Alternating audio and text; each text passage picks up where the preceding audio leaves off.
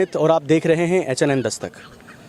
आज आप लोगों के बीच हम मोहित यादव नाम के उस शख्स की कहानी को लेकर आए हैं जिसने हाल ही में सुसाइड किया है और आर्थिक तंगी की वजह से सुसाइड किया है। कथित तौर पे आप लोगों ने न्यूज़ में ऐसा ही सुना है, लेकिन मोहित यादव की क्या कहानी है और उसने किस लिए आत्महत्या की, उसके पृष्ठभूमि को आप नहीं जानते, उसके बैकग्राउंड को नहीं जानते। इस चीज़ को समझने के लिए आप 3 चीज़ों को समझ सकते हैं: बस, नमाज और फिर आत्महत्या। 3 जून की ये घटना है। गुजरात के 2 मुस्लिम यात्री बरेली में चढ़े, उस बस में चढ़े जिस बस में मोहित यादव कंडक्टर था।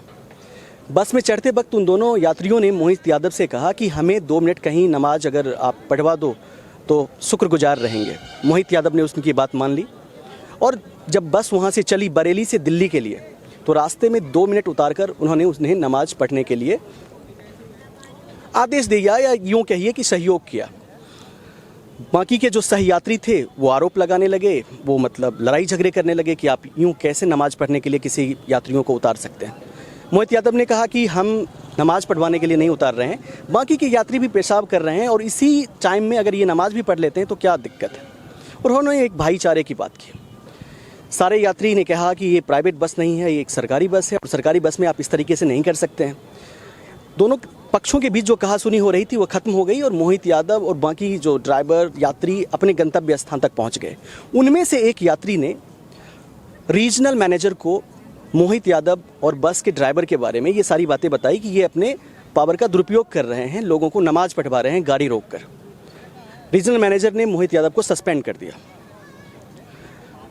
3 जून को मोहित यादव की नौकरी चली गई और मोहित यादव तनाव में रहने लगे।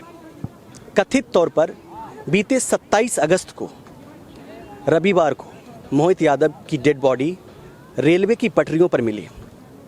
अब ऐसे में एक सवाल है कि इस देश में भाईचारा जो है वो कितना खतरनाक हो सकता है, वो आप मोहित यादव जैसे युवकों को देखकर समझ सकते हैं। एक लड़के के अंदर भाईचारा थी, सौहार्द की भावना थी, उसने धर्म से ऊपर उठकर दोनों पक्षों की बात हिंदू मुस्लिम ना समझते हुए किसी की मदद की और ये चीज़ उसके मौत का कारण बना। ऐसे में हम लोगों से जानना चाहते हैं कि जो नफरत की राजनीति करते हैं, जिसकी वजह से देश में एक टॉक्सिक माहौल हो गया है, तो देश की आम आवाम क्या सोचती है, क्या समझती है। आइए बात करते हैं। बाकी के यात्री लड़ने लगे कि आप किसी को नमाज यूँ नहीं पढ़वा सकते हैं। रीजनल मैनेजर ने मोहित यादव को सस्पेंड कर दिया। आर्थिक तंगी की वजह से मोहित यादव ने सुसाइड कर लिया। देश में ये चीज़ें हो रही है। भारतीय हैं आप जी, कैसा लगता है? बहुत बुरा लगता है। ऐसा चीज़ नहीं होना चाहिए। देश में भाईचारा का माहौल ज़्यादा से ज़्यादा अच्छा होना चाहिए, मगर इस तरह का माहौल क्रिएट नहीं होना चाहिए। एक पैनिक क्रिएट माहौल है देश के लिए, ऐसा बिल्कुल नहीं होना चाहिए। मैं इसका कतई समर्थन नहीं करता हूँ। ये चीज़ गलत हो रहा है। नहीं, समर्थन तो कोई नहीं करेगा इस चीज़ का, लेकिन मैं आपसे ये पूछना चाहता हूँ, एक युवा जिसके कंधे पर परिवार की जिम्मेदारी थी, एक युवा जिसके अंदर भाईचारा थी, उसने 2 वक्त का बस 2 मिनट का नमाज पढ़वा दिया। हमारे देश के कॉन्स्टिट्यूशन में देखिए, अब कैमरे की तरफ दिखाइए इसको दिखाइए जी। देखिए इसमें जो ये लिखा हुआ है ना, we the people of India, जब हम ये बोलते हैं ना, इसका मतलब है हम भारत के लोग। उसके बाद क्या लिखा हुआ है? Having solemnly resolve to constitute India into a sovereign socialist secular democratic republic and to secure to all its citizens. उसके बाद देखिए क्या लिखा हुआ है? Justice, social, economic and political, liberty of thought, expression, belief, faith and worship. Liberty यानी कि धार्मिक रूप से पूजा करने की आज़ादी, इबादत करने की आज़ादी, है ना, किसी भी तरह की जो मतलब इजाज़त है वो संविधान की तरफ से है। और ये बच्चे पढ़ते हैं। अब देखिए, एक स्कूल में बच्चे सभी धर्म के होते हैं, है ना। जिस समय हम बच्चों को ये पढ़ाते हैं उस समय तो हम बहुत ज्ञान देते हैं, लेकिन दबाव में आकर जब कोई आत्महत्या करता है तो हम बात नहीं करते। हमें लगता है एक ही इंसान तो मरा है, लेकिन जरा सोचिए उस परिवार पे क्या गुजर रहा होगा। और उस लड़की की क्या गलती थी कि उसने बस 2 वक्त का मतलब नमाज पढ़वा दिया, 2 मिनट का नमाज अदा करवा दिया। ये उसकी गलती थी? ये होना चाहिए इस देश में? नहीं होना चाहिए। और रीजनल मैनेजर को क्या नैतिक रूप से इस बात को रफा दफा कर देना चाहिए था? अगर सस्पेंड नहीं करना चाहिए था, उसकी नौकरी चली गई। दोस्तों, ये नया भारत है, जिस नया भारत में देश का एक बेरोजगार युवक आर्थिक तंगी और डिप्रेशन की वजह से आत्महत्या कर लेता है और इस पर कोई बात नहीं होती है। देखिए, हम जब धर्म से ऊपर उठकर सोचते हैं ना, तभी हम एक नए भारत की कल्पना कर सकते हैं। और जब हमारे दिमाग में अगर धर्म का जो ये कीड़ा होगा ना, ये जहर होगा, तो हम किस तरफ भारत को ले जा रहे हैं। अभी G20 का सम्मेलन होने वाला है ना, उसमें सभी देश आ रहे हैं, आप उस राष्ट्र को भी बुला रहे हैं जो इस्लामिक राष्ट्र है। कुछ और कहना चाहेंगे? नहीं सर, मैं सभी से यही गुजारिश करना चाहता हूँ कि हर चीज़ का आज़ादी होना चाहिए हमारे लोकतंत्र के अंदर। धर्म की आज़ादी, कॉन्स्टिट्यूशन की आज़ादी, जितने भी मुद्दे हैं जो संविधान में लिखा हुआ है, हर चीज़ का मुद्दा होना चाहिए, हर चीज़ पे फ्रीडम होना चाहिए। कोई भी आदमी कहीं भी इबादत कर सकता है, पूजा कर सकता है, इसका आज़ादी होना चाहिए। और जो भी अधिकार है सभी का मिलना चाहिए पूरा संविधान के हिसाब से। एक बात बताइए, इसी देश में कलाम हैं, इसी देश में तबला वादक जाकिर हुसैन जी हैं, सम्मान के साथ उनका नाम लेना चाहिए। इसी देश में अटल बिहारी वाजपेयी जैसे दिग्गज नेता, जिन्होंने क्या कहा था पॉलिटिकल पार्टी के लिए कि सरकारें आती जाती रहेगी, लोकतंत्र बचा रहना चाहिए। सही बात है ना। आज पॉलिटिक्स जो है अपने निचले स्तर पे है। आज पॉलिटिक्स में क्या है कि आप किसी एक इंसान को ट्रिगर करते हैं ताकि दूसरी जगह आप वोट की फसल काट सकें। ये सारी चीज़ें क्या एक लोकतंत्र के लिए अच्छा है? नहीं है, बिल्कुल नहीं है। ऐसा नहीं होना चाहिए।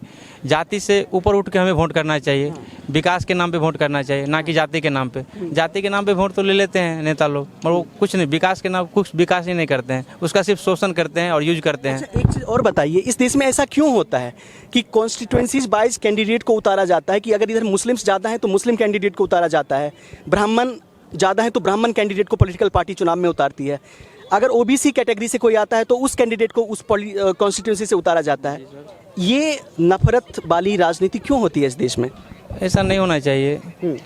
जब तक आम पब्लिक में ना समझ नहीं आएगी तब तक ये सब बात नहीं समझ आएगा। अच्छा, अमेरिका इसका ताजा तरीन उदाहरण है। वहाँ भी काले गोरों में भेद था और तब तक अमेरिका है ना, भेद था ना, डिस्क्रिमिनेशन था ना, on the basis of skin tone, on the basis of complexion. वो खत्म हुआ, तभी तो अमेरिका पूंजीवादी व्यवस्था में सबसे बड़ा देश बन के आप सबों के सामने है। उसकी ताकत के सामने हमारी क्या हैसियत? 20 ट्रिलियन की उसकी मतलब इकोनॉमी है। $20 ट्रिलियन, हमारी कितनी है? 3.5 ट्रिलियन।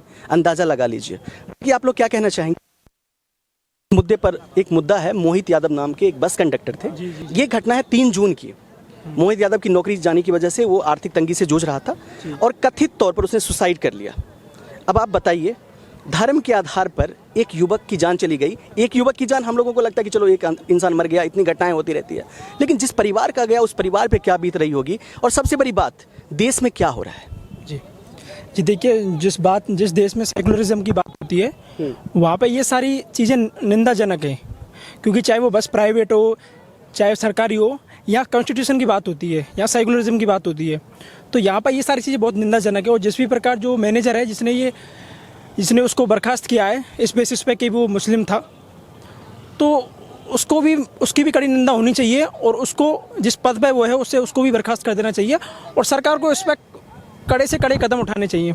हालांकि सरकार कदम उठाती भी है, पर ऐसे केस निरंतर हमें देखने को भी मिलते। तो मैं तो यही कहूँगा कि ये निंदाजनक काम है। और जिस देश में सेकुलरिज्म है, सभी धर्मों को बराबर समानता है, राइट टू रिलीजन है, सारे अधिकार संविधान द्वारा प्रदान किए गए हैं हर धर्म के लोगों को, तो ये हमारे देश की बहुत बड़ी महानता है। और ऐसा कोई काम देश में होता है, मैं समझता हूँ कि संविधान पर कहीं ना कहीं धब्बा लग जाता है, तो वो मैं समझता हूँ निंदाजनक ही है ये। देश तो छोड़ दीजिए, सनातन धर्म में भी कहा गया है वसुधैव कुटुंबकम, यानी पूरी पृथ्वी जो है ना वो परिवार के समान है। अगर आप रिलीजन हटा दें और रिलीजन के चश्मे से देखेंगे तो हर इंसान अलग नजर आएगा, वो हटा दें आपको तो युवक नजर आएगा, युवतियाँ नजर आएगी, सब लोगों की समस्या एक जैसी नजर आएगी। लेकिन दुर्भाग्य की बात है कि कोई इस नज़र से देखता ही नहीं है इन चीज़ों को, इन मुद्दों को। जी सर, मैं मानता हूँ कि अधिकार है, ठीक है, लेकिन हम अगर ऐसे देश में रह रहे हैं जहाँ संविधान सर्वप्रथम है, तो उस देश में संविधान की बात होनी चाहिए। संविधान भी हमें अधिकार देता है हमारे धर्म का, तो मैं मानता हूँ संविधान सर्वप्रथम है और संविधान से ही हमें चलना चाहिए, क्योंकि सारे जो अधिकार हैं वो हमें संविधान ही प्रदान करता है। तो मैं मानता हूँ कि ये जो काम हुआ है निंदाजनक है, और जो हमारे सुप्रीम कोर्ट हैं, हाई कोर्ट हैं, इनको इस पर संज्ञान लेना चाहिए और इस मामले पे कड़ी जांच होनी चाहिए।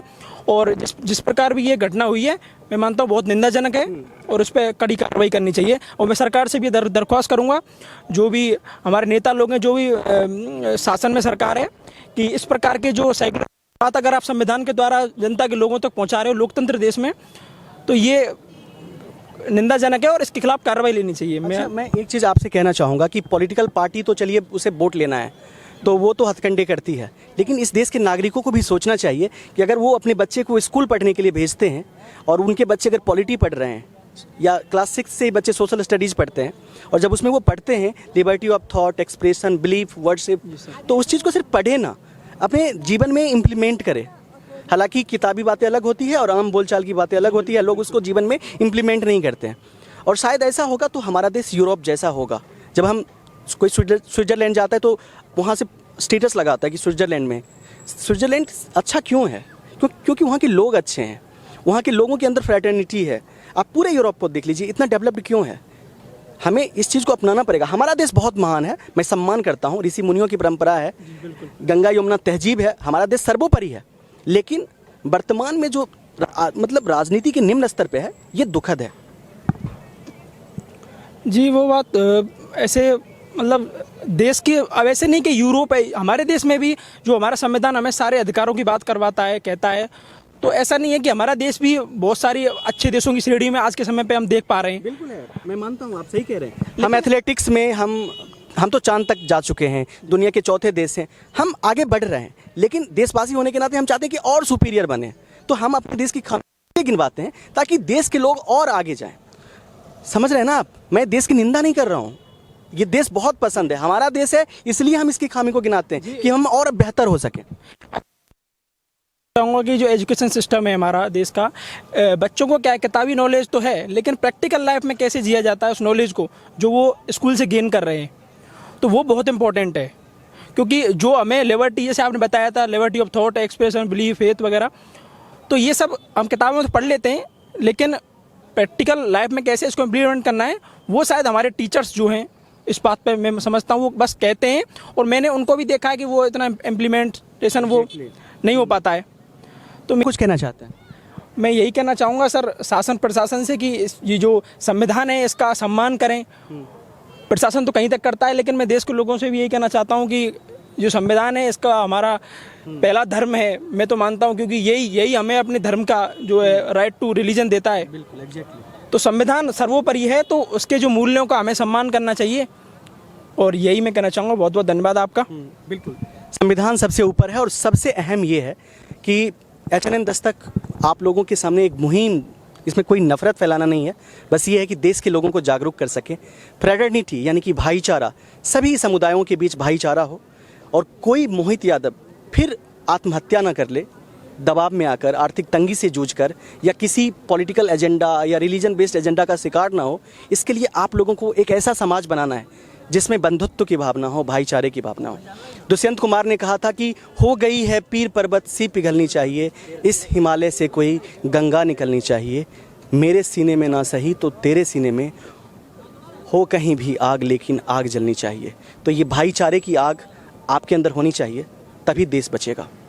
बाकी आपको कैसा लगा ये खबर, लोगों के साथ शेयर कीजिए, कमेंट कीजिए और बताइए कि देश को लोगों के अंदर भाईचारा की भावना होनी चाहिए अथवा नहीं।